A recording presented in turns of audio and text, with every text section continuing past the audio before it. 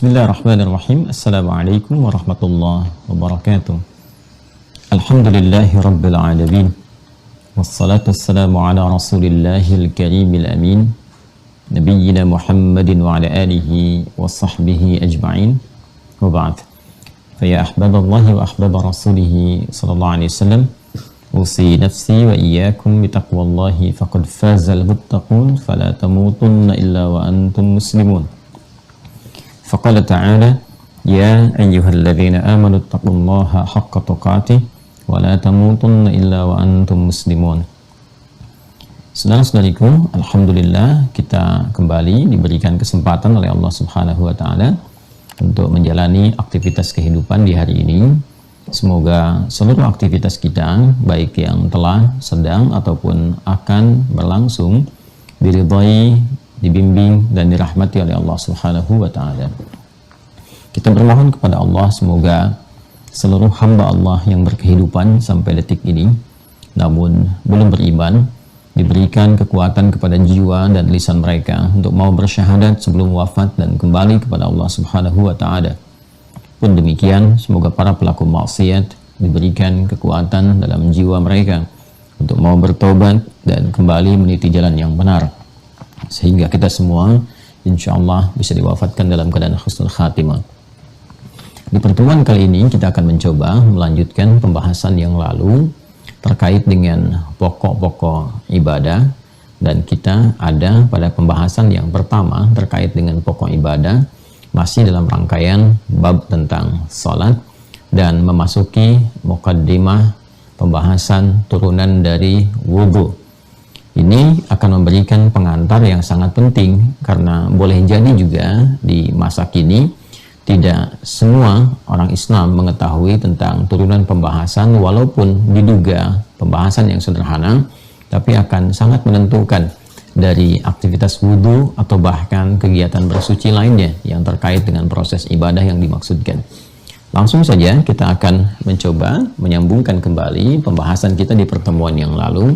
Setelah tuntas kita membahas tentang muqaddimah pertama terkait wudhu dari tinjauan pengertian, makna dan hikmahnya, yang disimpulkan bahwa wudhu bukan sekedar ibadah formalitas yang menjadi syarat pertama dalam penunaian salat dan begitu menentukan proses pengantar pada kekhusyuan salat. Namun demikian, wudhu juga memberikan dampak yang besar baik bagi kebersihan fisik yang digunakan untuk berinteraksi dalam kehidupan kita dari ujung kepala sampai dengan ujung kaki. Pun demikian, wudhu seharusnya memberikan kesan penyucian terhadap fungsi-fungsi fisikal yang terkait dengan bagian-bagian fungsi tubuh kita yang digunakan untuk berinteraksi. Karena itu, orang-orang yang berwudhu bersih keadaan dirinya, bersih keadaan tubuhnya, dan melahirkan cahaya dalam berkehidupan sampai dia pun kembali berpulang dan dihisab. Dalam proses itulah kemudian Nabi SAW menyampaikan akan tampak cahaya-cahaya dari bekas wudhunya. Untuk itu mudah-mudahan sampai dengan hari ini, detik ini, wudhu kita dinilai baik oleh Allah Subhanahu wa taala, dan tugas kita untuk membuktikan bahwa wudhu kita berhasil, bukan sekedar kemudian melakukan itu semua sebagai formalitas dalam kehidupan semata. Nah, untuk bisa menunaikan wudhu dengan sempurna, tentunya ada perangkat yang harus digunakan, dan perangkat ini tentu diisyaratkan dalam Al-Quran pada satu materi khusus yang mengerucut kepada air. Kita kembali ke Quran surah ke-5 Al-Maidah di ayat yang ke-6 ketika Allah berfirman, A'udzubillahi minasyaitonirrajim, ya ayyuhalladzina amanu, hai seluruh orang yang beriman tanpa kecuali, baik merasa dekat, menengah ataupun tengah merasa jauh dari Allah Subhanahu wa taala, seluruhnya dipanggil dengan satu panggilan yang serupa untuk mengerjakan ibadah yang bisa menjadikan yang jauh menjadi semakin mendekat, dan yang dekat pun menjadi semakin rekat hubungannya dengan Allah Subhanahu wa taala. Kata Allah, diingatkan dan dikuatkan dengan perintah yang mengikat iman ini. Idza kuntum ilas shalah, apabila kalian ingin menyempurnakan diri untuk menuju salat, faghsilu wujuhakum, maka basuhlah, mulai dengan membasuh, ya, awal mula membasuh wajah kalian.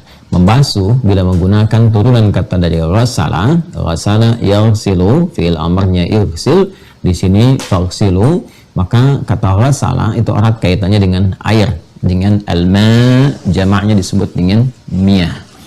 Maka di sini indahnya dalam Islam, seperti berulang kali saya utarakan, ini juga akan menguatkan keyakinan kita akan kebenaran Islam sebagai satu-satunya din yang bukan hanya diridhai tapi juga langsung diberikan arahan, petunjuknya, pedomannya oleh Allah Subhanahu wa taala, dan menugaskan Rasulullah SAW untuk menjelaskan seluruh arahan-arahan dari firman-Nya itu sehingga mudah untuk diketahui, dipahami, dan diamalkan dalam kehidupan.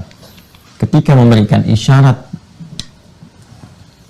untuk penggunaan perangkat dalam berwudu atau juga bersuci, karena proses wudu ini dinamakan juga dengan taharah, ya? Seperti pernah saya sampaikan, ketika Allah menutup ayat ini dengan sangat indah, ma yuridullahu liyaj'ala 'alaikum min haraj walakin yuridu liyutahhirakum. Allah tidak berkehendak untuk menyulitkan Anda semua dalam proses wudu ini menuju fase salat. Namun demikian, hikmah terbesarnya untuk menyucikan, membersihkan bagian luarnya, menyucikan bagian dalamnya, yang dengan itu waliyutimma ni'matahu 'alaikum, dan untuk menyempurnakan nikmat-nikmat dengan berwudu ini. Kalau kalian sadar di balik hikmah ini, seperti yang kita bahas kemarin, tentu kita akan menyadari bahwa semua ada nikmat di dalamnya. Nikmat bertobat, nikmat digugurkannya dosa, nikmat bertransformasi dari keburukan menjadi lebih baik, nikmat mendapatkan pahala, dan puncaknya nikmat untuk bersyukur, la'allakum tashkurun, dari semua pemberian yang Allah anugerahkan itu. Dan di sini perangkatnya diisyaratkan menggunakan air. Jadi ini prosesnya, proses ibadahnya disebut dengan wudu atau bersuci. Ini perangkatnya menggunakan air. Jelas diketahui dari turunan kata ghasala yang digunakan. Ya, ini kan memulainya dengan ya ayyuhalladzina amanu idza qumtum ilas shalah faghsilu, ya kan? Ini kata perintah dari kata ghasala yaghsilu, faghsilu. Ghasala ini erat kaitannya dengan air. Dari mana taunya? Kalau kita teruskan ayatnya sampai ke pertengahan, maka jelas Allah menyampaikan fa illam tajidu ma'a, ya, fatayammamu. Kalau Anda tidak mendapati air, ya kan? Ini jelas. Kalau ini tidak didapati, maka kemudian bertayamumlah dengan debu yang bersih, sa'idan thayyibah, gitu kan? Nah, ini teman-teman sekalian, jadi perangkat yang pertama yang disebutkan terkait dengan aktivitas berwudu itu adalah air. Nanti ketika dipraktekkan dimulai dengan turunan katanya, ini penggunaannya. Nah, kemudian materi airnya disebutkan langsung fa illam tajidu ma'a, bentuk tunggal dari kata miyah, ya. Ini ma'un, ini bentuk singularnya, mufrad. Bentuk jamaknya adalah miyah. Ya, ini bentuk jamaknya. Untuk pluralnya, miyahun. Jelas ya? Segala yang terkait dengan air disebut ma'i'un. Ma'i'un.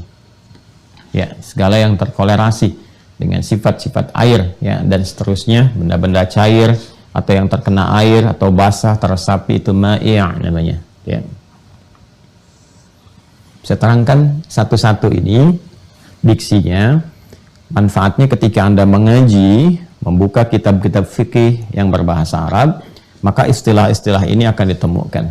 Babul miyah, bab yang menerangkan tentang jenis-jenis air. Atau nanti di kitab taharah. Taharah kan adanya di sini. Ya. Nanti at-taharah, ya, hara. Kemudian turunannya ini wudu. Bisa masuk di kitab taharah nanti. Masuknya nanti subbabnya tentang wudu, subtopiknya. Banyak nanti termasuk di kitab-kitab hadis, terutama kitab-kitab sunan. Jadi kalau kita ingin masuk ke persoalan fikih, kalau mau cepat, cari kitab hadisnya nanti yang metodologinya disusun berdasarkan urutan fikih. Kitab hadis yang disusun berdasarkan urutan-urutan fikih itu disebut kitab sunan namanya. Ya. Sunan. Sunan di sini dalam pengertian penyusunan kitab hadis ya. Karena nanti dalam pengertian hadisnya sunan jamak dari kata sunnah, nanti beda lagi maknanya. Ya, jadi kitab hadis, kitab-kitab hadis yang disusun berdasarkan urutan fikih. Ya, misalnya nanti Sunan Abu Daud, kan? Ya. Apalagi misalnya Sunan Ibnu Majah, kan? Ada Sunan An-Nasa'i dan seterusnya. Ya, dan seterusnya. Ya. Ini gambarannya. Nah, nanti di sini akan ditemukan istilah-istilah termasuk di kitab-kitab fikih yang lainnya. Ya, kalau kita ngaji dasar misalnya kitab-kitab fikih yang biasa-biasa, ya kalau kita ingin turunkan akan ditemukan ini. Kitabnya banyak sekali. Seperti yang saya contohkan kemarin ya. Ada Fathul Wahhab misalnya. Ada syarah Minhajut Thullab. Kemudian apalagi Fathul Mu'innya, yang Anatul Talibinnya untuk membantu. Ada apalagi misalnya, ya ada turunan-turunan yang lain yang dasar-dasar yang bisa kita temukan, ya Al-Mu'inul Mubin misalnya yang dasar, yang di kita-kita itu yang kita dapati. Kalau mau naik ke atas ya nanti di Madzhab Syafi'i ada misalnya, ya, atau di kitab-kitab lainnya. Nah, ini kita akan temukan secara singkat. Ma itu air bentuk tunggalnya, miyah itu bentuk jamaknya, ma'i' segala hal-hal yang terkait dengan air, ya. Baik, kalau kita ingin turunkan kemudian pertanyaannya, ketika kita diperintahkan untuk berwudu menggunakan perangkatnya berupa air, maka air jenis apa ya yang dimintakan oleh syariat dalam hal ini, baik isyaratnya dari Al-Quran atau penjelasnya dari hadis-hadis Rasulullah SAW untuk bisa digunakan dalam proses berwudu. Nah, ini yang coba kita antarkan dulu. Jenis air di dalam Islam itu setidaknya dibagi ke dalam 5 bagian utama. Ya, 5 bagian utama. 1, ada yang disebut dengan airnya mutlak. Mutlak. Mutlak itu air yang masih jernih, bening, punya sifat suci, karena belum bercampur dan berubah sifatnya dari apapun, memiliki sifat air yang sempurna. Biasanya pendekatannya 3, ya 3 ketika air itu berubah dengan faktor apapun, ya dengan faktor apapun, karena suhu udara misalnya, ya terkena pemanasan matahari dan sebagainya, ya maka sebelum terjadi itu semua, bila dia tidak berubah dalam 3 halnya, itu masuk dalam kategori mutlak. Ya, mutlak sifat airnya, ya air yang disebut air itu seperti itu. Ya, belum bercampur dengan apapun. Air kalau dimasukkan ke dalam perasan misalnya mangga jadi jus kan, jus mangga. Dicampur dengan perasan alpukat jadi jus alpukat gitu ya. Nah, itu sudah berbeda. Ya, bukan sifat air secara mandiri. Ya. Baik, ya ini murni airnya ya, murni airnya. Jadi belum berubah satu warnanya. Ya kan? Kemudian juga baunya, kemudian rasanya. Ini yang akan menentukan apakah sifat air itu terpengaruh kemurniannya atau masih mutlak dalam sifat murninya. Kalau ini semua dari 3 hal ini, baik warna, bau ataupun rasanya tidak berubah dari sifat murninya, maka dia disifati sebagai air yang mutlak, mutlak kemurniannya. Jelas ya? Ini dalam fikih disebut dengan air yang murni sucinya. Murni sucinya disebut dengan tahur namanya, tahur. Ya, tahur.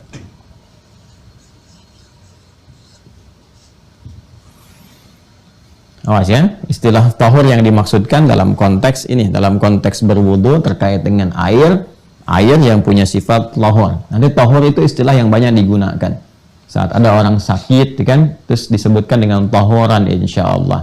Tahur itu maksudnya apa? Mudah-mudahan dengan sakit ini bukan hanya disembuhkan oleh Allah, tapi juga menyucikan keadaan diri kita yang kena sakitnya atau tubuh secara umumnya. Karena kebanyakan orang sakit kalau beriman banyak beristighfar, banyak mendekat kepada Allah. Istighfar itu yang menyucikan jiwa.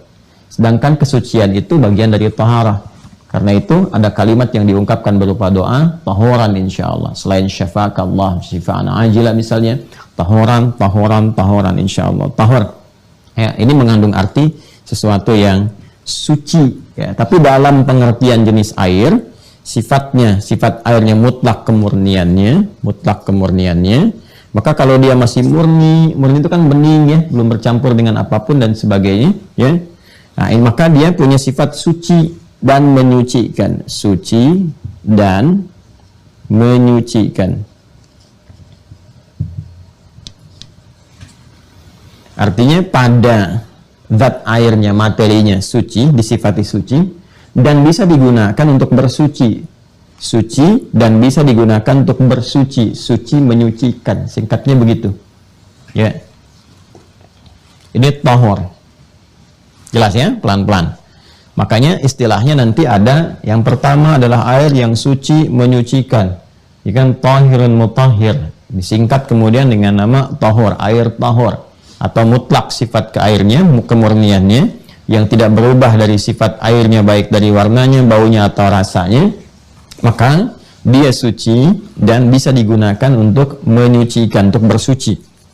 Baik bersuci yang sifatnya dalam konteks ibadah, ya, wudu, mandi misalnya, ya, ataupun juga menyuci perangkat-perangkat yang lainnya yang secara umum bisa digunakan. Ini bagian yang pertama. Nah, ini macam-macam nanti. Ada yang sifatnya ya, benar-benar alami pada umumnya.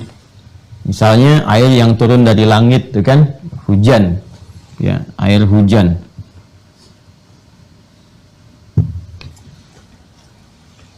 Kemudian apalagi? Air yang memancar dari bumi, misalnya kan mata air. Kalau kita teruskan nanti ada air sungai juga, air sumur yang sudah terkumpul tapi tersekat, ya, dengan satu tata ruang tersendiri sehingga memiliki volume yang cukup. Ya, kemudian apalagi? Ada air laut. Kemudian ada apa lagi?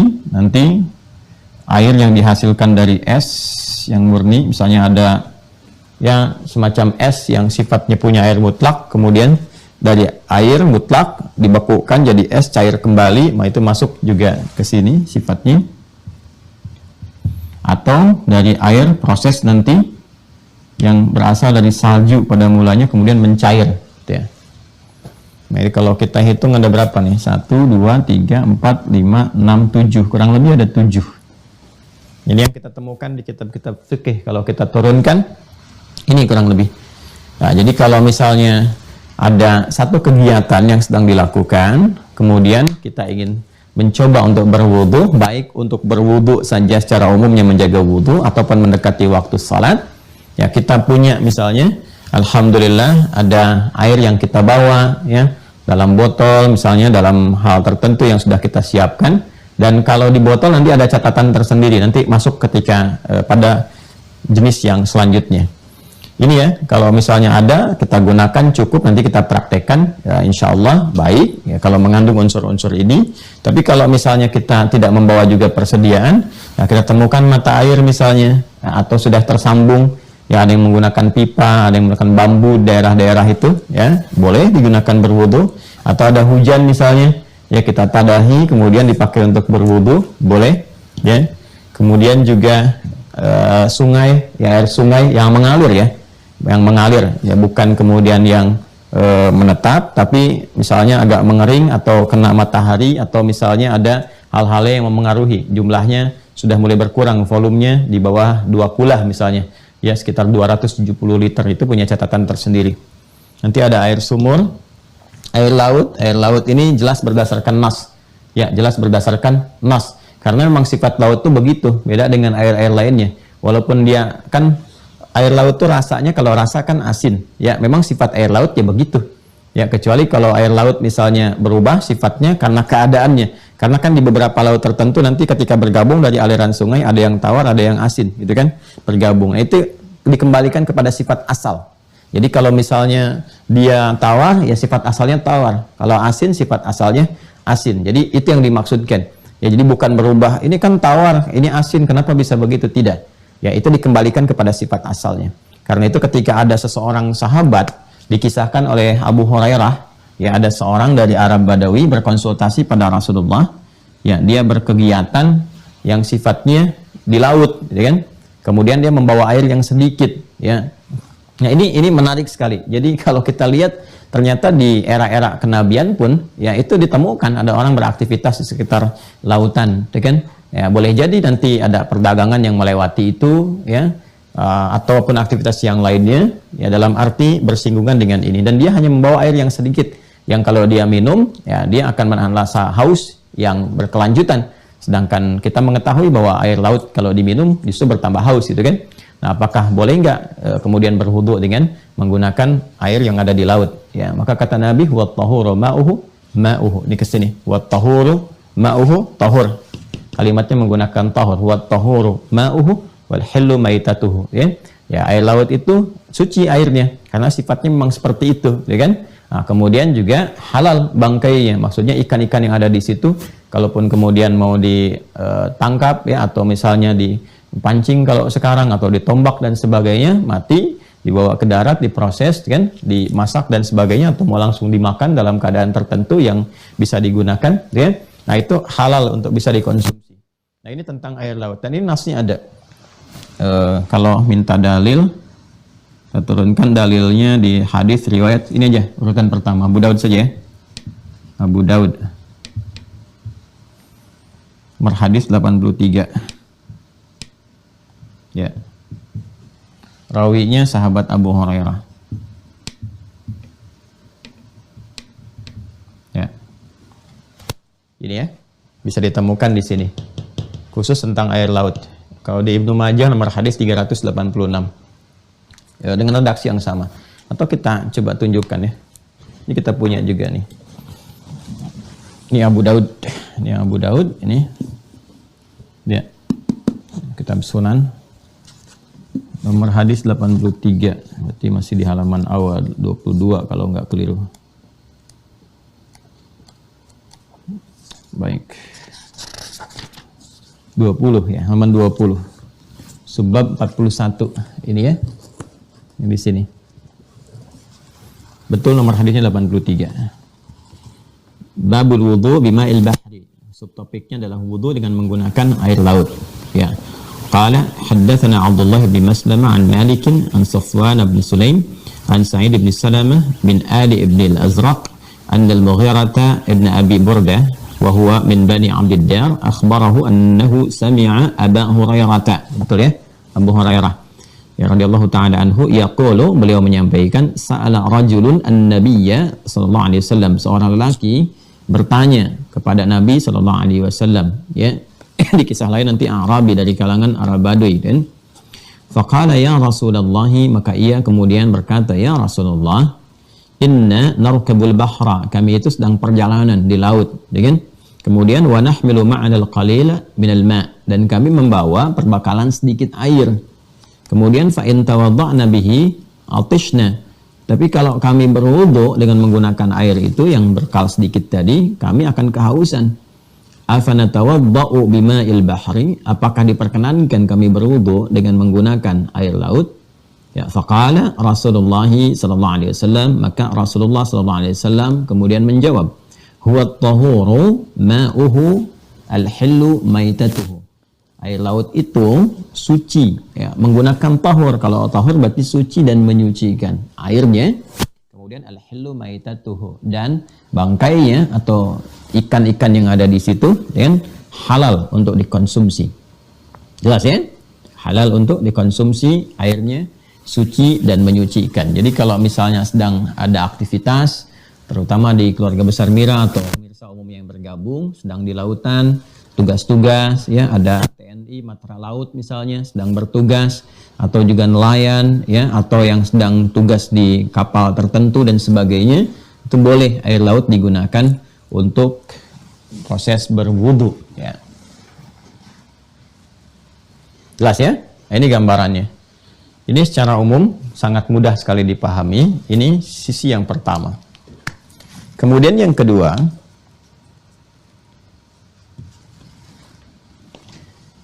ada airnya air murni sebetulnya. Ya, saya ulangi, airnya air murni. Hanya terkena pemanasan dari matahari. Ya, bukan proses dari water heater itu ya, yang dari kamar mandi misalnya, atau punya pemanas dan sebagainya, bukan dari situ. Prosesnya bersumber langsung secara alamiah dari matahari, kena pemanasan matahari. Ya. Ini disebut dengan musyammas istilahnya, air musyammas. Ya. Ini air musyammas. Ya. Yang terkena panas matahari, terkena sinar atau panas matahari, terkena panas atau sinar mentari. Jelas ya? Anda ada air, baik di botol misalnya ya, atau perangkat lainnya, atau menemukan satu misalnya keadaan air tertentu, tapi langsung terkena pemanasan dari matahari, sifatnya kena sinar. Maka yang seperti ini makruh digunakan untuk bersuci. Makruh. Ya. Tidak disukai, disarankan untuk tidak digunakan. Walaupun ada unsur kecil kebolehannya, ya mungkin kalau nggak ditemukan lagi yang lainnya hanya ada ini, gitu kan? Maka ada perkenannya, walaupun sifat makruh melekat kepadanya, dan makruh ini nanti ada risetnya tersendiri. Ada risetnya tersendiri. Makruh cenderung tidak disarankan, cenderung tidak disukai. Ya. Jadi cenderung tidak disukai, tidak disarankan, walaupun juga tidak mutlak dilarang. Ya, tidak mutlak dilarang. Nah, jadi kaidahnya begini, kalau ada sesuatu yang makruh, ini nggak disukai gitu kan, yang seperti ini. Dilarang sih tidak, haram sih tidak, cuma tidak disukai. Nah itu bisa dilihat ilatnya, sebabnya apa. Kalau sebab itu bisa hilang, ya dengan analisis atau riset tertentu, maka nyaman saja untuk digunakan. Ya, ini gambarannya. Kalau kita di fisika dasar itu kan, saya masih ingat itu, kalau nggak keliru mohon diluruskan ya, kan saya bukan expert di bidangnya gitu. Ya air kan kalau kena pemanasan langsung dari matahari itu ada proses yang disebut evaporasi ya, saya ingat ya. Lawannya kan kondensasi itu di fisika dasar itu ya. Ada evaporasi, ada proses evaporasi, ya. Proses pemanasan sehingga menjadikan perubahan, kan, pada molekul-molekul air itu yang dari tadinya sifatnya cairan kemudian berproses menguap menjadi gas itu kan, ya. Dan nanti lawannya kan kondensasi. Kalau kondensasi kan sudah menguap ke atas, nanti jadi turun kan, jadi air hujan itu. Ya, dan punya sifat sendiri dari situ. Kalau masih ingat ya, pelajaran itu di fisika dasar itu. Nah, proses evaporasi ini kan dipengaruhi oleh banyak faktor. Ya, ada suhu udara, suhu air, proses mataharinya sendiri, dan proses matahari itu ketika memancarkan sinar kan ada proses radiasinya juga. Ya, radiasi ini nanti yang menyebabkan juga terjadinya perubahan ya pada keadaan molekul-molekul air. Semakin tinggi, semakin panas kan ada bertubrukan tuh molekul di dalamnya. Ya, ikatan-ikatan apa namanya yang melekat di penyusun air yang dimaksudkan. Nah, ini ketika terjadi dalam konteks pemanasan itu, nah ini kita nggak tahu nih sifat air itu melekat bendanya di mana. Ya, perubahan suhunya berpengaruh nggak dengan keadaan sinar air itu. Kalau dia kena botol, kan ini jadi bermasalah. Apalagi botol plastik, ya. Kalau dia terurai sifat-sifat plastiknya, kemudian terkena kemudian kepada bagian airnya dan bercampur di situ, jangankan dipakai wudhu, diminum aja nggak dianjurkan. Saya kira demikian ya. Secara teoritis kan dasarnya begitu. Mungkin yang teman-teman ahli di bidang fisika atau kimia itu akan lebih mengetahui Bagaimana ketika air dalam botol terkena pemanasan langsung ya dari matahari dan sebagainya, kan sifatnya juga itu bisa dikhawatirkan ya, karena sifat-sifat ada dalam plastik terurai ya, kemudian juga partikelnya bisa bercampur dengan molekul-molekul yang ada dalam air, jadi bisa berpengaruh keadaannya. Atau bila terkena pemanasan langsung. Nah ini kenapa sifat makruh itu ada, tidak disukai? Karena khawatir ada perubahan dalam sifat air yang tidak langsung nampak. Ya, kalau yang nampak nyata kan berubah warnanya jelas. Kalau berubah warna sudah nggak bisa digunakan. Terkena pemanasan berubah warna jelas. Ya, berubah bau karena mungkin benda-benda yang melekat sekitaran air terkena pemanasan bercampur ke situ. Ya, sehingga merubah bau jelas nggak bisa. Ya, rasa juga udah feeling itu. Kalau bau berubah pasti rasanya beda. Kalau rasa itu pakai feeling. Ya, ingat ya, rasa pakai feeling, nggak harus dicobain. Dicobain bisa bermasalah gitu. Ini ada pendekatan fikihnya. Ya sama, walaupun bukan cuma air, ada kotoran, ya kan? Ada main dengan kucing, tiba-tiba nggak sengaja terkena kotorannya, kotoran kena baju, Anda bersihkan pakai air, kan unsurnya harus hilang, warna, bau, rasa. Warna udah kelihatan, nggak kuning lagi, udah hilang, bersih. Bau dicium, udah nggak ada baunya. Rasa gimana? Masa mau dijilatin? Kan tidak, ya. Nah, ini pakai feeling aja. Kalau baunya udah nggak ada, kemudian juga warna sudah berubah, terus feeling kita kuat, namanya ghalabatul dhanni, dugaan yang kuat bahwa rasa sudah nggak ada. Jelas ya? Nah ini juga demikian. Dengan pemanasan khawatir benda-benda di sekitaran atau yang menampung air itu ya, terkena panas langsung, sehingga memengaruhi keadaan ya, bawaan asal dari benda atau materi itu yang bercampur dengan air, sehingga dikhawatirkan ada dampak tertentu ketika digunakan saat proses wudhu. Nah kalau keadaannya bisa dipastikan aman, nggak ada masalah, maka sifat makruh bisa hilang. Izalatul ikrah, jadi hal-hal yang nggak disukai itu bisa hilang, ya, bisa tanggal gitu. Tapi kalau kita nggak ada ilmunya, nggak tahu, maka agama kan membawa kehati-hatian. Disiplinnya tinggi sekali dalam Islam itu, sampai dipecah seperti ini. Ya, sifat-sifat keadaannya. Jadi kalau ada yang terkena pemanasan langsung dari matahari dan sebagainya, langsung ya, sifatnya dari matahari, bukan dipanaskan secara proses elektronik atau yang lainnya misalnya, ya. Ya, ini yang dimaksudkan. Maka sifatnya makruh, tidak disukai untuk digunakan dalam konteks berwudu. Jelas ya? Ini gambarannya.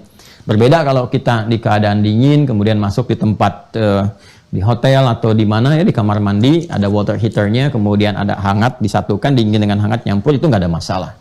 Ya, sifatnya masih ada di situ. Ya. Jelas ya? Ini gambaran tentang air musyammas. Ya. Wah ini colong dicek ya, seingat saya sih ini nih, evaporasi istilahnya. Kemudian kalau sudah menguap ke atas jadi gumpalan awan, kan? Mulai bertumbukan ya dan seterusnya, nanti turun ke bawah jadi kondensasi, ya, turun. Sifatnya udah berubah lagi. Evaporasi dengan kondensasi itu memengaruhi keadaan sifat airnya. Ya itu sudah beda. Makanya kalau air di laut pun nanti ada yang menguap jadi gas ke atas, kemudian ketarik jadi awan juga, atau di danau ketarik, kan sifatnya ketika turun bisa berbeda. Nah inilah detailnya dalam fikih itu bisa seperti itu. Ya, maka kenapa air hujan bisa masuk kepada air mutlak?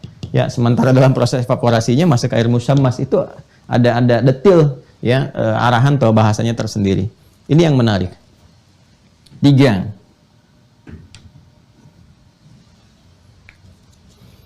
Sudah? Airnya suci, yang ketiga itu. Tapi tidak bisa digunakan untuk bersuci. Suci tapi tidak menyucikan. Nah, kalau yang pertama kan suci dan menyucikan. Yang kedua suci, menyucikan tapi tidak disukai dan tidak disarankan untuk digunakan, punya sifat makruh. Yang ketiga, dia suci tapi tidak bisa digunakan untuk bersuci. Suci tapi tidak menyucikan. Detail sekali istilahnya, Masya Allah. Ya. Suci tapi tidak digunakan untuk bersuci, tapi suci tapi tidak menyucikan. Ya. Apa misalnya? Ya, nanti kita lihat sebelum ke misal, istilahnya dulu. Istilahnya air tahir. Tahir, kalau mau disempurnakan, ghairu mutahhir. Nah, ini istilah bahasa Arab ya, tahir ghairu mutahhir, ya kan?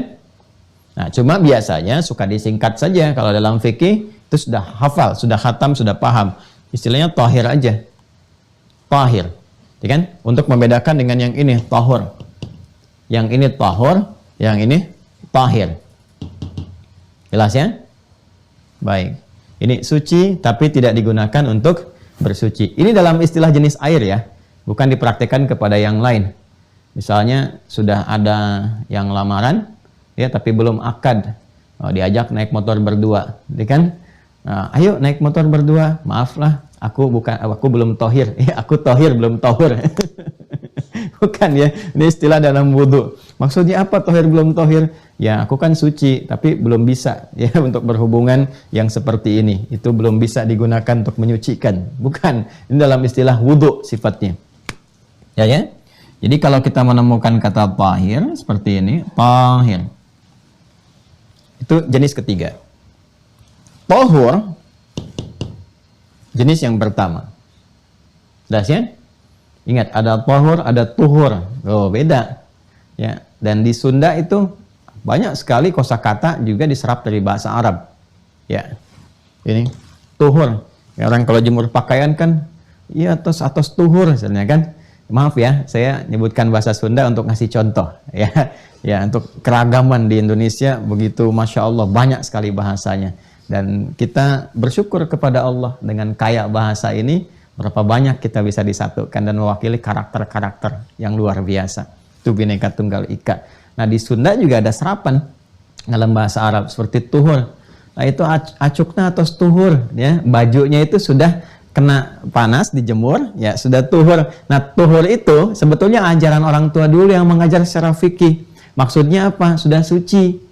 Ya, karena panas itu juga salah satunya bisa menyucikan. Alat untuk bersuci tapi bukan untuk wudhu ya, bukan untuk wudhu. Itu bisa menggunakan panas. Apa diantaranya? Ya, baju itu ya, kalau kemudian sudah dicuci bersih, keringnya itu kena panas kan kering tuh, sempurna. Begitu kering dia digunakan untuk beribadah kembali, suci bersih kembali. Maka orang tua dulu mengatakan tuhur tuh atau stuhur katanya. Tuhur di situ maksudnya apa? Bukan cuman sudah bersih kering tapi suci dari najis.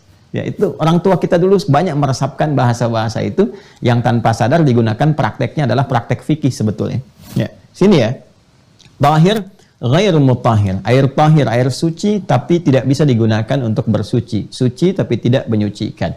Contoh apa? Ini air murni ini yang bercampur dengan materi lain atau zat lain yang suci juga sifatnya.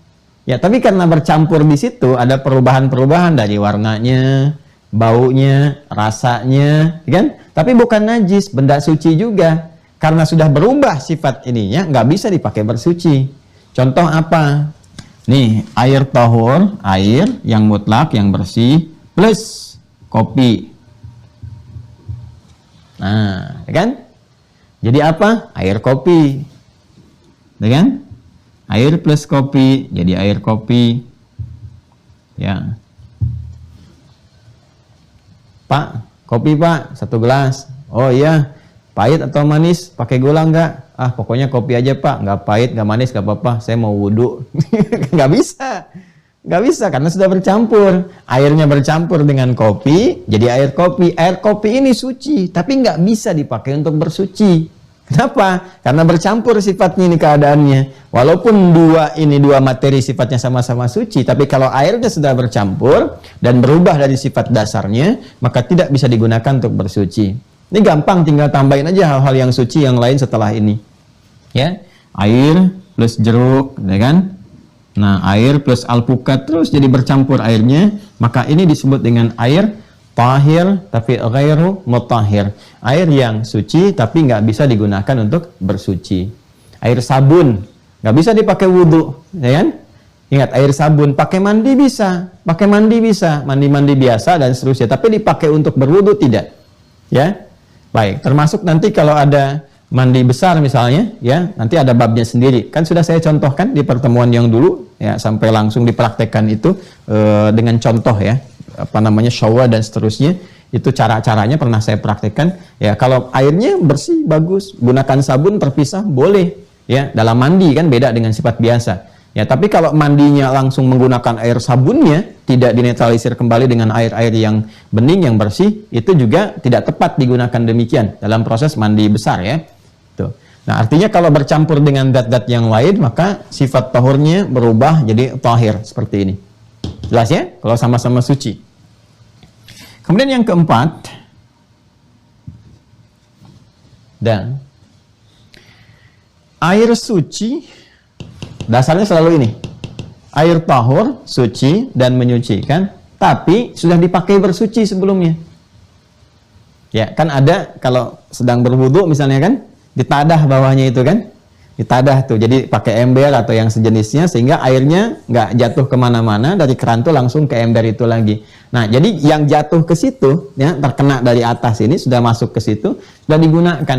Dalam bahasa Arab, air yang sudah digunakan untuk bersuci, ya sudah digunakan dipakai itu disebut dengan musta'mal namanya, musta'mal, musta'mal.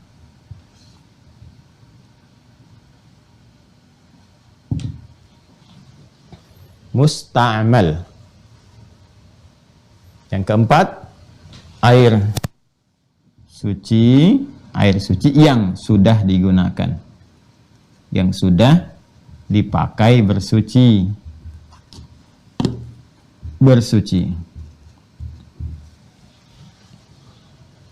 Dan ini walaupun ada khilaf kecil di antara para ulama, tapi yang paling populer dan ini yang dipegang oleh kita, dengan ini tidak digunakan untuk bersuci kembali. Jelas ya? Tidak digunakan untuk bersuci kembali.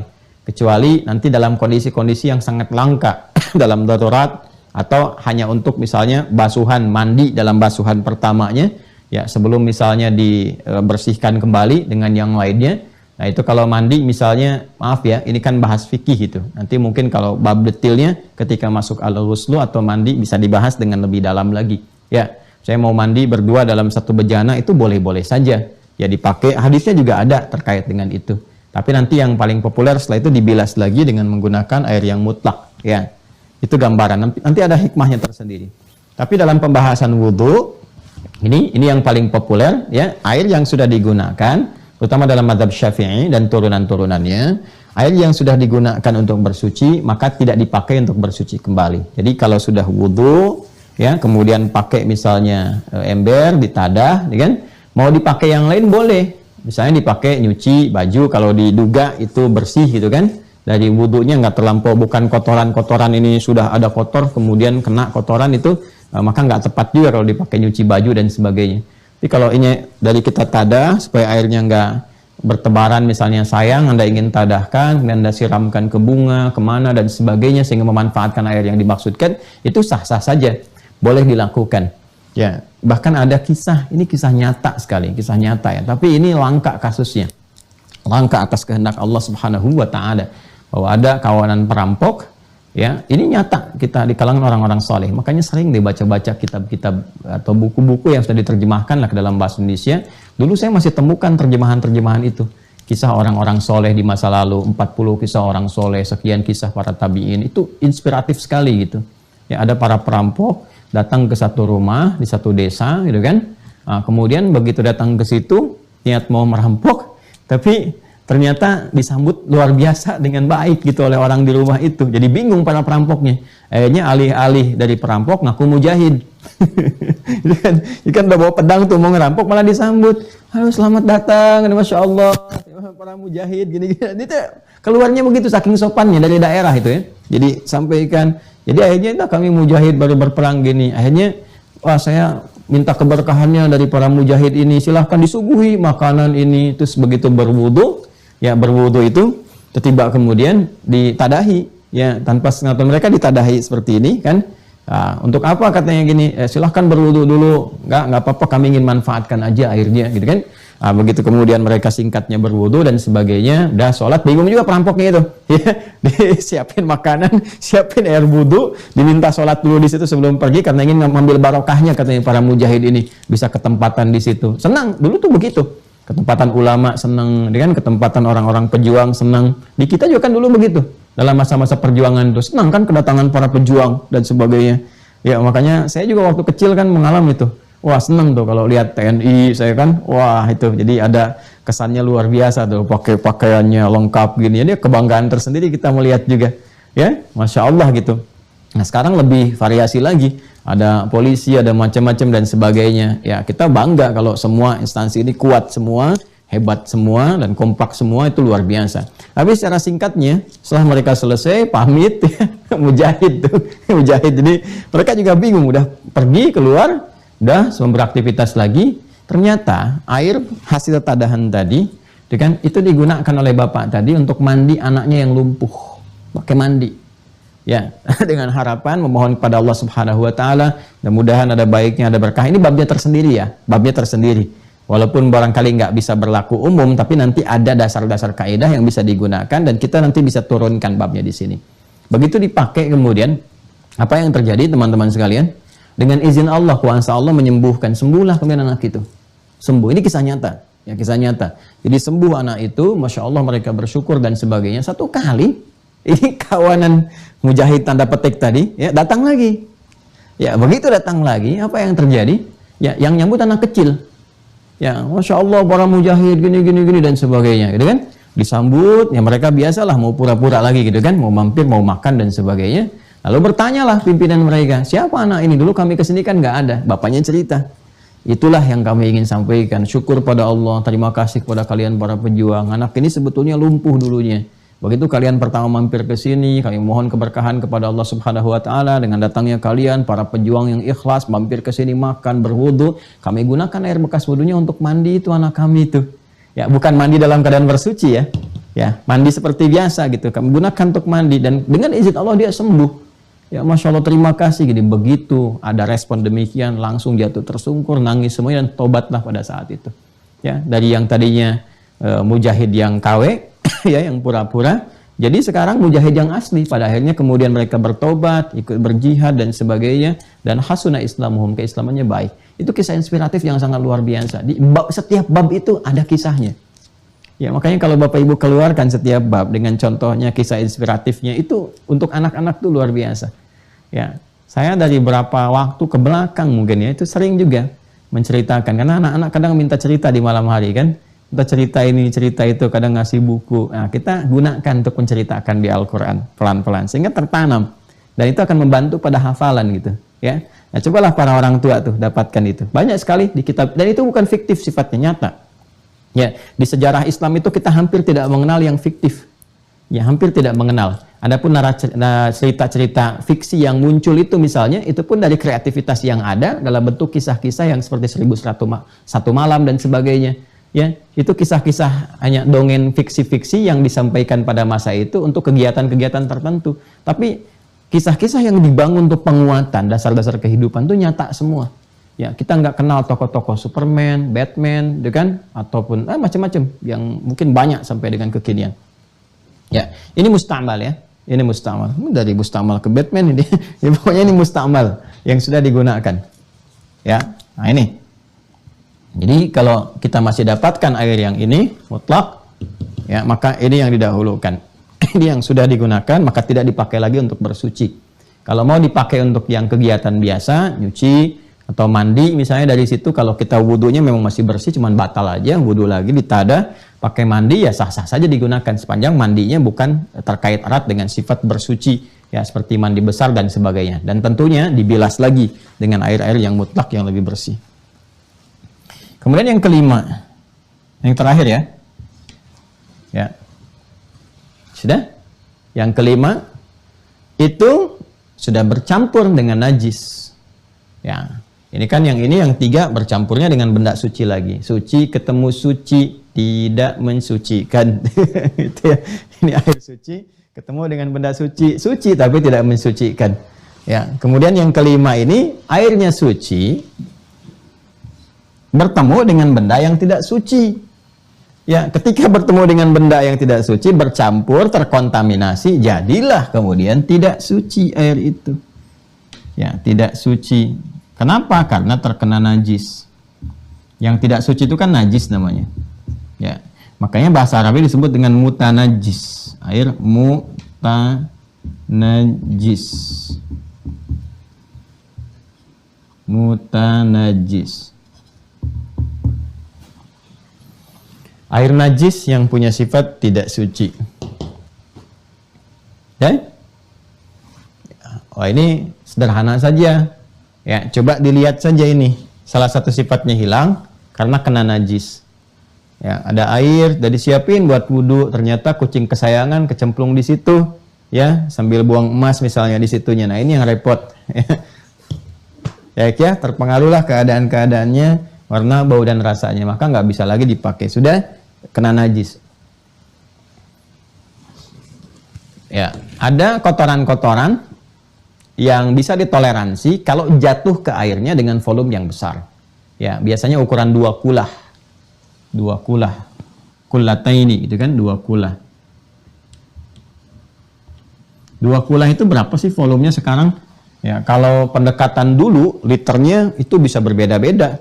Bisa 500 liter yang ukuran liternya Irak, sekian liter 300 sekian yang ukuran Mesir. Tapi setelah dikaji, dipelajari, dengan ukuran orang Arab pada umumnya didapatkan sekitar 270 liter. 270 liter. Volume airnya. Ya, bila ada di satu wadah 270 liter, itu detailnya Masya Allah, saya itu kagum sekali ya sama ulama-ulama fikih tempo dulu itu. Dan tidak banyak orang tahu, di antara mereka juga ada yang pakar di bidang kedokteran, matematika. Imam Syafi'i itu kan pakar juga bidang kedokteran itu. Nggak banyak orang tahu itu. Ya, Ali bin Abi Thalib itu di matematika itu begawan matematika. Ya, kalau kita ngaji beberapa kitab fikih, bahkan ada tafsir nanti yang membahas juga tentang teka-teki matematika Qur'ani itu, enak banget tuh ngaji tafsir itu tuh. Ya, Al-Jawahir namanya. Itu bab terakhirnya itu ada kisah-kisah inspiratif, kisah nyata pendekatan Al-Qur'an tapi dengan hitungan. Wah, itu banyak, kaya sekali, kita tuh kaya sekali. Corak tafsirnya juga banyak gitu. Kalau mau dikaji itu enak. Jadi ilmuwan ngaji juga dapat pembahasannya, ya. Ekonom ngaji dapat pembahasannya, politisi ngaji ada, militer ada, sipil ada, semua babnya ada. Dan coraknya itu lengkap sekali. Ini 270 liter itu bahkan disebutkan dimensi tempatnya. Sekitar ukuran kedalaman dengan lebar atau panjang, atau bahkan juga bisa persegi panjang, atau dalam bentuk kubus misalnya, ya, dengan kedalaman sekitar 91 cm. Kurang lebih lah 91 cm. Ya, dengan lebar dan panjang yang serupa. Itu kurang lebih akan menampung ini 270 liter air. Secara singkatnya, kalau volumenya segini, terus terkena najis yang pada umumnya tidak banyak merubah keadaan. Ini paling minimal. Kalau lebih dari itu bisa dipakai untuk bersuci, itu lepas sekali. Ya, seperti terutama kalau sudah airnya mengalir. Kalau ini kan airnya tidak mengalir, menetap. Ya, air danau yang menetap, tidak mengalir pada umumnya. Terus tiba-tiba ada kotoran cicak masuk ke situ, kan itu tidak berpengaruh banyak kepada airnya. Itu tetap bisa digunakan untuk berwudu. Ya. Baik, kalau air mengalir, ya sudah, sifatnya sudah beda karena kotorannya pun ikut mengalir. Makanya air sungai yang mengalir sifatnya itu masuk dalam keadaan air mutlak ke sini. Boleh digunakan untuk bersuci. Nah, ini bila najis yang masuk yang dimaksudkan itu sudah merubah keadaan ini. Memang airnya lebih daripada 270 liter, tapi kerbau mandi di situ. Ya, udah kelihatan semua berubah. Maka jangan juga iseng dipakai wudhu kalau sudah seperti itu, sudah berubah semuanya. Sudah muntah najis keadaannya. Kudanil mandi di situ, badak mandi di situ, dipakai wudhu. Tidak, itu jatahnya badak gitu kan, itu jatahnya kerbau. Nggak usah kita ikut-ikutan cari yang lain. Ini selesai. Nah, jadi ini ada 5 teman-teman sekalian. Air mutlak dengan sifat sucinya, dengan keadaan yang tidak berubah di 3 pendekatan disebut dengan tahor, dan air musyammas terkena pancaran sinar matahari di sini sehingga mengalami proses-proses tertentu yang diduga akan mempengaruhi keadaan airnya. Jika dipastikan keadaan itu tidak terpengaruh dari 3 sifat ini dan aman digunakan, maka hilang sifat makruhnya, silahkan digunakan untuk bersuci. Tapi kalau sekiranya ada proses kimiawi tertentu yang mempengaruhi keadaan air sehingga diduga akan memberikan dampak-dampak yang kurang baik misalnya bagi tubuh, maka tidak digunakan. Kemudian yang ketiga, tahir, ghair mutahhir atau air tahir saja. Ya, maka ini adalah air suci yang tidak digunakan untuk bersuci, seperti air bertemu dengan benda yang suci yang tadi saya jelaskan, baik itu kopi, jeruk, sabun dan sebagainya, maka tidak bisa digunakan untuk berwudu. Musta'mal yang sudah digunakan tidak digunakan untuk bersuci kembali, demikian keumuman fikihnya. Kemudian juga air yang mutanajis, yang sudah terkena najis, yang memang tidak bisa digunakan untuk bersuci dengan batas-batas tertentu. Nah, ini gambarannya. Ya. Kalau ke anak usia 3 tahun, 4 tahun, atau 2,5 tahun, kasih lirik-lirik aja yang gampang. Itu kan? Air-air itu ada 5 jenis. Yang pertama tahur, suci menyucikan. Wah, itu kalau mereka dapat seperti itu enak, udah ke bawah dari sejak kecil. Ya. Pada yang kedua namanya musyammas, sifatnya makruh, tidak disukai. Udah sampai ke akhir aja. Bapak Ibu ngarang sendiri aja deh gitu kan. Mau pakai yang mana, yang penting anak. Ini untuk anak-anak ya, untuk anak-anak, bukan orang tua yang kekanak-kanakan. Ya, jadi orang tua ya cukup mengetahui secara nalar yang kuatnya, dan ini yang paling utama untuk digunakan. Ya. Udah ya? Nah, kalau sifat-sifat yang bisa digunakan ini, yang aman dan sebagainya tidak ditemukan, maka diperkenankan kemudian ada 3 kondisi. Ya, nggak menemukan air sama sekali dengan sifat yang bisa digunakan untuk bersuci, ya, tidak ditemukan ini, itu nanti ada satu istilah yang luar biasa di Al-Quran itu. Menggunakan turunan kata wajada yajidu fa illam tajidu ma'a, masih di Quran surah kelima ayat ke-6. Quran surah 5 ayat 6. Ya. Fa illam tajidu ma'an fatayammamu. Bismillah. Fa illam tajidu ma'a, itu kan? Nah ini. Maka jika lam tajidu, kalian tidak mendapati ma'a, air. Nah, wajada yajidu itu ada 3 klasifikasinya. Pertama, memang tidak ditemukan sama sekali. Tidak ditemukan. Keadaan sedang kering, hujan tidak turun, ya, mata air, sungai, ya, dan sebagainya juga tidak ditemukan, sangat terbatas dan sebagainya, kita nggak menemukan keadaannya, ya kan? Kondisi pertama. Yang kedua, airnya ada, tapi sedikit sekali. Kadar sedikit ini digunakan untuk kebutuhan pokok yang menunjang kehidupan. Ya, hajat daruriyah istilahnya, hajat darurat. Ya. Contoh, ada air, kita bawa nih gitu kan, tapi cukup di perjalanan untuk minum. Yang kalau nggak minum, kan minum nggak bisa tayamum, ya kan? Wudhu bisa tayamum, nggak ada air. Ya minum bagaimana? Minumnya tayamum kan nggak mungkin. Ya, minum kan yang digunakan apa perangkatnya? Ya air. Karena itu kalau misalnya dicukupkan untuk kebutuhan pokok untuk minum, maka jangan dipaksakan untuk digunakan wudhu. Ya, atau hajat yang sifatnya terbatas. Ya, kayak di pesawat terbang misalnya kan ada hajat-hajat terbatas di situ. Atau di toilet-toilet yang di kendaraan misalnya. Ya, semua 100 orang misalnya mau berwudhu di situ, begitu 50 akhirnya habis semua. Yang 50 nggak bisa. Ya, begitu ada persoalan, ada hajat tertentu, air nggak ada. Jadi madarat untuk semua, gitu kan? Nah, ini jadi persoalan di sini. Ini kalau sedikit sekali, seperti kasus yang kita temukan tadi, tapi kan itu ada alternatifnya di air laut, ya kan? Nah, ini yang kedua. Yang ketiga, airnya ada, tapi tidak memiliki kemampuan untuk menggunakannya. Karena alasan medis tertentu misalnya. Kalau terkena air, ya penyakitnya bisa semakin parah.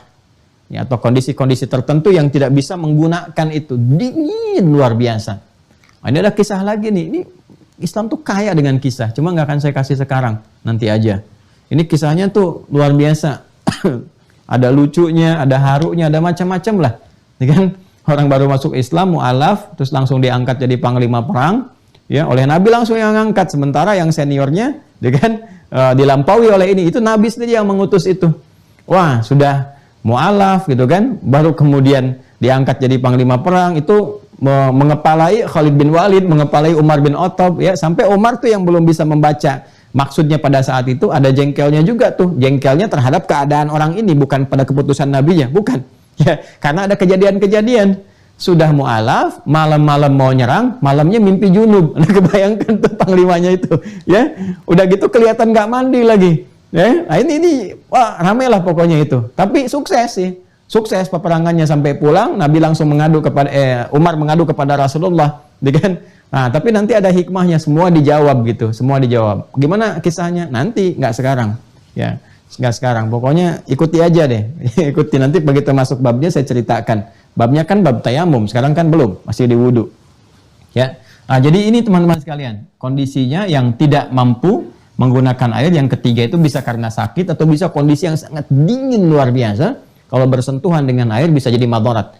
Ya, ini belum terasa kalau kondisi seperti sekarang, tapi kalau Anda naik ke tempat ketinggian tertentu, misalnya kalau ke arah Jawa Timur di Malang, dia masuk ke Batu, apa kalau di Bandung, di Jawa Barat ya, atau daerah tertentu yang memang dingin sekali, pagi-paginya airnya udah Masya Allah gitu ya, dinginnya luar biasa, yang agak kesulitan menggunakannya ya, kayak Ciwidey ke atas itu kan, kalau daerah Jawa Barat itu ya, jangankan mau pegang air, kadang-kadang ke atas malam sudah begini gitu, kalau nggak pakai penghangat tuh sudah terasanya luar biasa. Nah ini kalau memang tak mampu sama sekali, bisa ada madarat dan tidak ada penghangatnya, maka nanti ada alternatif lain untuk bertayamum. Itu yang digunakan bukan air ya, yang digunakan sa'idan thayyiba. Prosesnya nanti kita bahas. Fatayammamu, maka alternatifnya tidak menggunakan perangkat air lagi, tapi menggunakan perangkat debu yang bersih dan punya unsur suci. Ya, ini nanti yang prosesnya disebut dengan tayammum, tapi kita bahas di pembahasan selanjutnya setelah wudhu supaya tertib dulu pembahasannya. Ini yang terkait dengan tayammum. Debu ya, bukan tanah, ingat.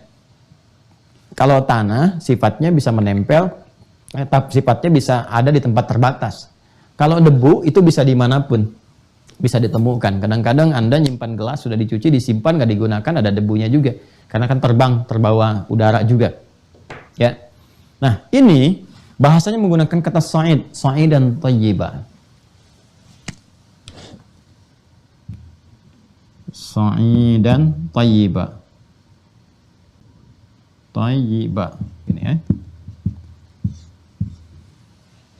Gini. Yang menempel di tempat yang suci, di tempat yang bersih. Jadi ini pun ada kriterianya juga, nggak semua tempat bisa digunakan untuk tayamum. Yo, saya tuh pengen ada tapaknya sampai kiamat sehingga terasa debunya itu memang betul-betul tayamum. Terus knalpot ditempelin misalnya, nggak begitu juga. Ya, jadi ada tempat-tempat tertentu yang sifatnya memang bagus, bersih, baik. Ya, kalau di pesawat kan sudah ada di tempat dekat jendelanya begini, ya, atau di kursinya kan yang ada space tertentu yang kayak ada meja makannya juga depannya bisa kita tempelkan. Nanti prosesnya kita ajarkan. Ya, tapi prinsipnya kalau nggak menemukan air sama sekali dengan 3 kondisi ini tayamum. Ya, kalau sedang naik ke gunung misalnya, ya susah dan seterusnya, kalau ada kondisi tertentu, ada tanah yang bersih langsung tempelkan, tembok bisa dan sebagainya. Jelas ya? Nah, ini kondisi debu yang melekat di tempat yang baik. Ya, ini debu yang suci, atau kalau mau dibalik suci dalam debu, nah, itu tayamum. Ya, kalau ada pembahasan fikih judulnya suci dalam debu, itu tayamum. Ya, baiknya bikin sinetron judulnya tayamum misalnya, bingung, tapi suci dalam debu bisa paham. Jelas ya? Nah, ini gambarannya. Ini jenis-jenis airnya. Kemudian kalau nggak ada air sama sekali yang digunakan, prosesnya, nah itu yang coba kita bahas. Nah, sekarang kalau sudah tahu, ini sudah paham, terkait dengan wudhu, maknanya sudah kita bahas.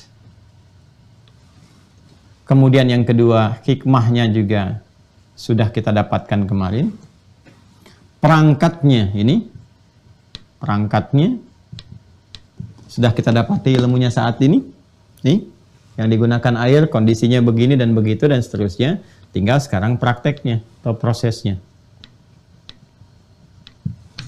Bagaimana cara berwudu yang ditunjukkan oleh Al-Quran dan Sunnah Rasulullah SAW.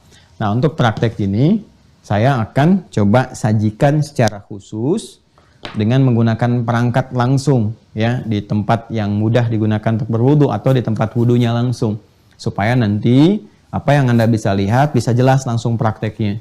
Bagaimana kalau ada keran, bagaimana kalau menggunakan bejana, ukuran Nabi airnya seperti apa, sebanyak apa dan sebagainya. Nah, itu nanti kita akan coba hadirkan di sesi yang berikutnya, sehingga contoh-contoh yang digunakan kita harus berpindah lokasi nih. Ini kan lokasinya khusus nih, dalam studio pustaka yang di Quantum Akhyar Institute. Jadi kalau pakai keran atau air basah semua nanti di sini. Ya, jadi kita pindahkan ke tempat wudhu khusus supaya bisa terlihat ya, kemudian mudah untuk dicontohkan. Jadi nanti Anda belajarnya pun bisa langsung melihat prakteknya seperti apa. Itu gambarannya ya.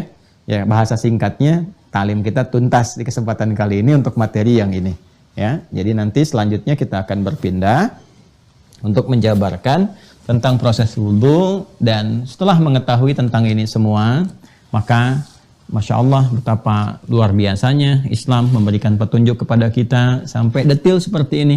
Saya mau katakan begini ya, ini untuk menguatkan keyakinan kita, karena kan ibadah erat kaitannya dengan akidah. Bisa nggak Anda gambarkan, apa mungkin sesosok Nabi Muhammad SAW bisa menyampaikan seperti ini dengan sifat kemanusiaannya? Ya, di masanya loh, di eranya gitu. Nggak mungkin. Karena itu penting kita untuk meyakini ada sesuatu kekuatan yang lain, kan? Ada sesuatu yang menjadikan beliau bisa menjelaskan semua ini. Ya, siapa? Bagaimana kekuatannya? Ya itu dia yang disebut dengan Rasul itu.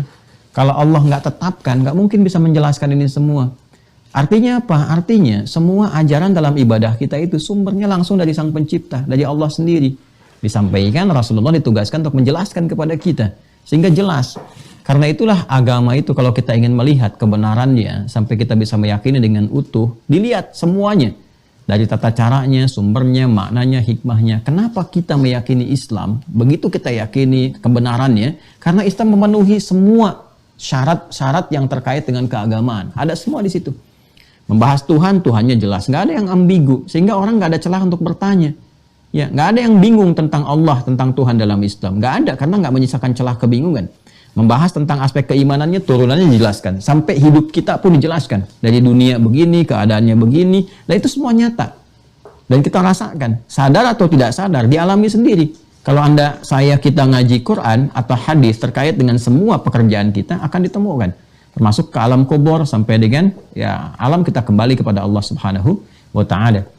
Nah, pun demikian terkait dengan ibadah ini, seharusnya pembahasan-pembahasan ini mengantarkan kita pada kesadaran. Bukan hanya kesadaran berwudu yang benar, tapi kesadaran tentang kebenaran Islam. Jelas sekali, korelasinya semuanya ada. Sampai dijelasin. Stimulus ilmiahnya apa, gitu kan? Dan sebagainya. Jadi bersyukurlah sampai hari ini, kita masih mendapatkan hidayah Allah Subhanahu wa Ta'ala untuk beriman kepada Allah. Mudah-mudahan istiqamah dijaga sampai wafat, sampai kembali kepada Allah Subhanahu wa Ta'ala. Ini pembahasannya, teman-teman sekalian. Ya, mudah-mudahan nanti kita bisa turunkan di pembahasan-pembahasan lanjutan yang setelahnya. Untuk itu, saya ingin kemudian menginformasikan yang pertama, bagi teman-teman yang belum mengaktifkan akun Mira-nya, segera diaktifkan supaya nanti bisa tersambung pertama kepada kajian zonasi untuk pendalaman, yang kedua untuk database undangan. Jadi kalau nanti pas kita masuk offline dan bisa digunakan, itu bisa diinfokan. Jadi nanti ada materi-materi khusus yang mengonfirmasikan ini pembahasan dan kelas-kelas spesialisasi. Jadi kalau Anda profesinya A atau B, digolongkan ke dalam kelas-kelas spesialisasinya, nanti diturunkan kurikulum khusus untuk pembahasan dari apa yang kemudian kita akan kaji. Itu yang kedua. Kemudian yang ketiga juga nanti ada kondisi-kondisi, kalau ini kan yang dasar.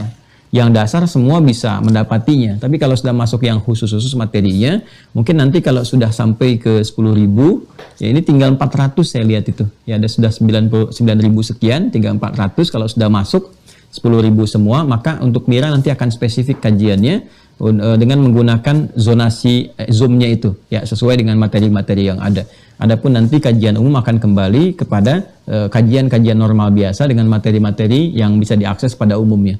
Kenapa demikian? Karena di Mira itu terkurikulumkan, step-stepnya ada gitu. Jadi kalau Anda menyimak umum-umum saja, bisa lompat-lompat, nanti bisa keliru paham.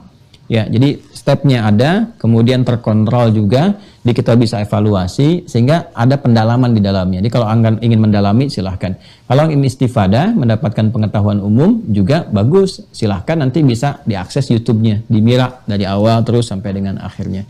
Kurang lebih seperti itu. Nah, yang ketiga, yang terakhir teman-teman sekalian, insya Allah dalam sesi-sesi ini nanti ada sesi-sesi yang kita tersambung kalau sudah masuk kepada detail tertentu, pembahasan khusus, nanti kita akan bagi ya. siapa yang bisa mengajarkan sirah, siapa yang bisa mengajarkan akidah, ya pendalaman-pendalaman yang mungkin dimaksudkan, siapa yang bisa mengajarkan fikih dan sebagainya, yang tidak harus saya sepenuhnya. Nanti akan ada penghususan dari pengajaran-pengajaran yang dimaksudkan. Saya kira itu ya yang bisa disampaikan di kesempatan kali ini. Semoga bisa didapati ilmu-ilmu yang bermanfaat untuk kita semuanya, dan semoga Allah Subhanahu wa taala merahmati kita semua. Demikian yang bisa kita sampaikan.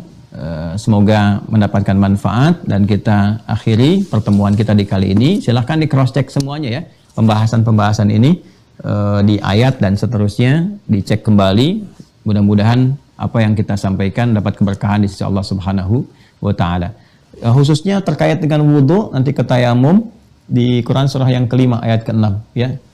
Itu tertukar tuh. Walam tajidu falam tajidu ma'a, bukan fa'ilam tajidu. Fa'ilam tajidu nanti di ayat lain yang bersinggungan masih dengan proses tayamum. Saya kira itu ya. Terima kasih untuk pertemuan hari ini. Allahumma taqabbal minna innaka antas sami'ul alim wa tub 'alaina innaka antat tawwabur rahim. Allahumma rabbana atina fid dunya hasanah wa fil akhirati hasanah wa qina adzabannar. Allahumma ij'alna minal mutawaddi'in. Allahumma rizqna ya Allah wal muhajjalin fi yawma hisabina yawmal qiyamah yawma nalqaka ya arhamar rahimin. Allahumma ya Allah ij'alna min atba'i sayyidina Muhammad sallallahu alaihi wasallam minal mustaqimin fi dinik wa fi sunnati nabiyyik wa sallallahu ala sayyidina Muhammad wa ala alihi wa sahbihi ajma'in. Wa akhiru da'wana subhanakallahumma wa bihamdika nashhadu an la ilaha illa anta nastaghfiruka wa natubu ilaik. Alhamdulillahi rabbil alamin. Assalamualaikum warahmatullahi wabarakatuh.